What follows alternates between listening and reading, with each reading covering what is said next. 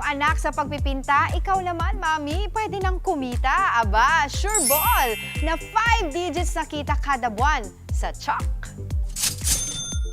Looking for a fun-filled activities para sa kids at Hearts? I-level up po ang inyong bonding activities ngayong summer sa mga DIY paint kits na ito. Mula sa mga cute figurines hanggang sa team plasterboards, talagang mailalabas po natin ang ating inner artist pag gumamit po nito. And of course, pwede po ito pang regalo, pang hobby, and of course, pwedeng pagkakitaan. Kapag pinaghalo ang inyong creativity at iba't ibang kulay, ito ang kalalabasan. DIY Paint Kits. Ano ba yung inspiration mo dito sa ganitong klaseng negosyo? Ang nag-inspirasyon ko po is yung family ko kasi nga po nung pandemic nawalan po ng trabaho. Oo.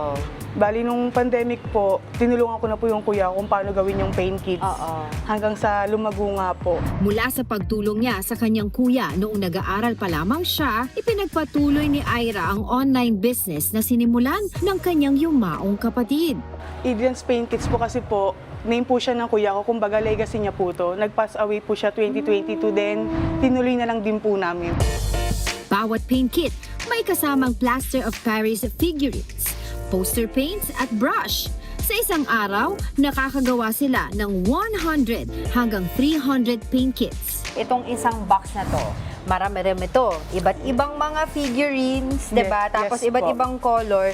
Naka-box na siya, magkano? 150 pesos po. 150. Yes po. And then from this one, ito meron ako nakita dito, house, diba? House Ang galing naman, lahat talaga ng mga ano pwede niyong gawin. So, ayan, pakita natin mga kapatid. Ito, magkano naman 120 naman po, House 120. Village po. So, 150, 120. Ano naman yung pinakamura ninyo?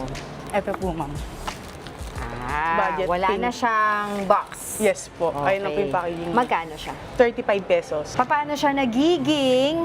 Ganito yung mga hugis niya. Yes, so gumagamit po tayo ng molder po. Tapos, ito yung ating material. Yes Chalk po. siya talaga, Yes po, tulad na plaster of banggit Paris mo. po.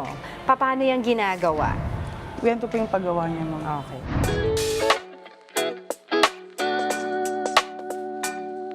So, 1:1. 1 cup ng chalk, 1 cup of ano, tama ba? Yes po. Parang bibake ka lang, Yes ano? po, parang nag-bake lang po talaga. Okay. Pero, time-consuming ba paggawa nito? Yes po, pag nilagay po siya sa molder is mag-aantay po ng 3 to 5 minutes. Then kapag tuyong-tuyo po talaga, mag-aantay po ng 3 to 5 days. I-try natin kung gaano kadali, diba? Yes. I-paint itong mga gawa natin. Alam mo, magandang bonding activity to. Yes po, ma'am. Diba? Para sa mga bata, break sa paggamit ng mga cellphone. Makares yung mga mata nila. Ang mga DIY paint kits na ito, makulay na kita ang hatid sa pamilya ni Ira. Umaabot na ang kanilang paint kits sa Visayas at Mindanao. Nagsusupply na rin sila sa mga iba't ibang school at malls. At may mga reseller na rin. Nag-start po kami sa 2,000 pesos. Then, nung time na yung halos, kumita po kami ng 5 digits. Ito po yung dahilan ba't po nakapagbayad sa tuition fee, mga bills sa kuryente, mga pangangailangan po sa bahay. Halos dito po talaga lahat kinukuha. Yes po. Talaga namang kahit sino pwedeng magnegosyo. Para lahat, kita tayo! Mga kapatid, Angela Lagunsad Castro po para sa komprehensibo at makabuluhang balitaan at talakayan. Mag-follow at subscribe na sa social media pages ng News 5.